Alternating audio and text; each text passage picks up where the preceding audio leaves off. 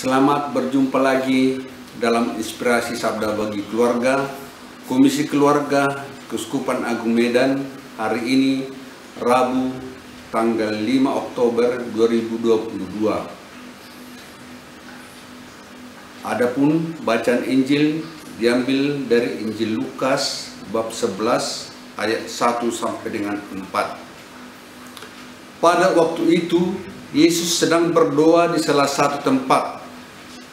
Ketika ia berhenti berdoa, berkatalah seorang muridnya kepadanya, "Tuhan, ajarilah kami berdoa sebagaimana Yohanes telah mengajar murid-muridnya." Maka Yesus berkata kepada mereka, "Bila kalian berdoa, katakanlah, Bapa, dikuduskanlah namamu, datanglah kerajaanmu, berilah kami setiap hari makanan yang secukupnya, dan ampunilah dosa kami, sebab kami pun mengampuni yang bersalah kepada kami. Dan janganlah membawa kami ke dalam percobaan." Demikianlah sabda Tuhan. Terpujilah Kristus. Saudara-saudari yang terkasih dalam nama Tuhan kita Yesus Kristus, doa Bapa kami adalah doa yang sangat terkenal.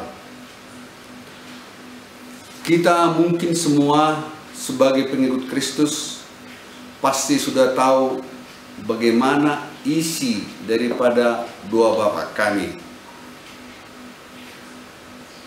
Malah mungkin karena sudah terlalu lancar, akhirnya doa ini kita hanya menyebutkan tanpa meresapinya dalam hati, sehingga doa ini seperti hanya mengucapkan kata-kata semata.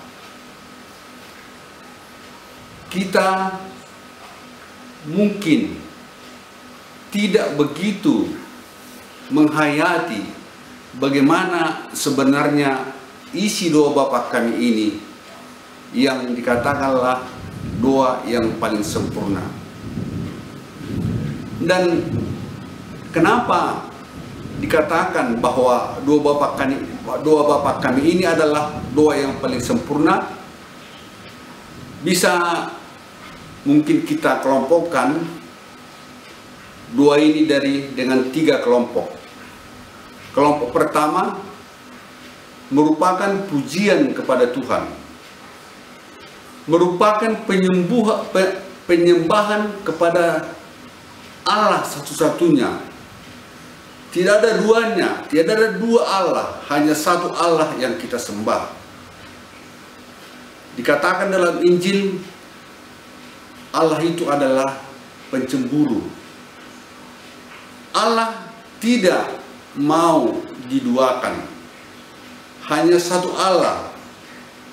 Allah yang maha kuasa, Allah yang maha tinggi, Allah yang mengatur segala-galanya.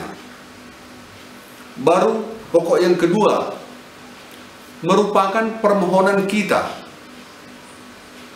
di mana wujud daripada permohonan kita sampaikan dalam doa tersebut. Tuhan telah menyiapkan segala-galanya untuk kebutuhan kita. Tuhan telah memberikan segala-galanya untuk kebutuhan kita sehari-hari, sehingga kita bisa memuji dan memuliakan namanya, sehingga kita bisa beraktivitas karena Tuhan telah memberikan segala-galanya di dunia ini. Namun dalam kenyataannya kita memohon, tetapi belum tentu Tuhan terus memberikan. Kita diberikan waktu, kita disuruh menunggu, dan mungkin kita tidak diberi.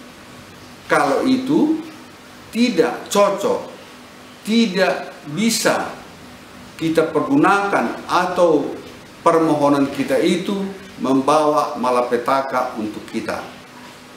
Tetapi kalau menurut Tuhan, permohonan kita itu cocok untuk kebutuhan kita dan yang kita pergunakan sehari-hari, tentu Tuhan akan memberikan. Bagian ketiga,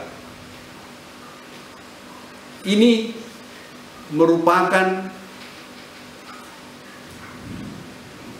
pengampunan. Kita memohon ampun.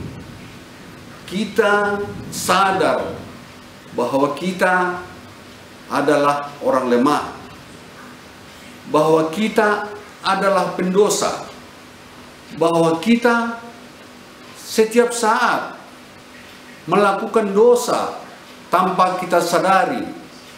Kita berbuat hari ini, kita mohon ampun. Di dalam bagian ketiga ini, kita diharuskan mengampuni sesama kita orang berdosa, supaya kita dapat pengampunan. Dan di dalam pengampunan ini, kita bisa dan dapat mendapat rahmat dari Tuhan bila kita mengampuni sesama kita. Dan di dalam wujud pengampunan, di dalam bagian ketiga ini, kita harus sadar bahwa kita memang diciptakan sudah penuh dengan dosa. Kita harus sadar bahwa kita orang lemah. Kita harus sadar bahwa kita harus bergantung kepada rahmat Tuhan. Saudara-saudara yang terkasih, mari kita budayakan doa Bapa Kami ini, sehingga doa ini bisa kita resapi dengan baik, sehingga bisa kita budayakan dalam keluarga kita, supaya kita mendapat berkat, mendapat pengampunan, dan kita bisa berkomunikasi dengan baik dengan Tuhan. Kita bisa menyadari kelemahan kita. Kita sama kita dalam berkeluarga bisa saling mengampuni. Semoga dengan doa Bapa Kami ini, kita tetap bisa setia, bisa tetap menjadi pengikut Kristus yang bisa mengampuni sesama kita. Amin. Keluarga, tanda cinta, tanda rahmat di dunia. Keluarga, gereja kecil, hadirkan cinta Tuhan.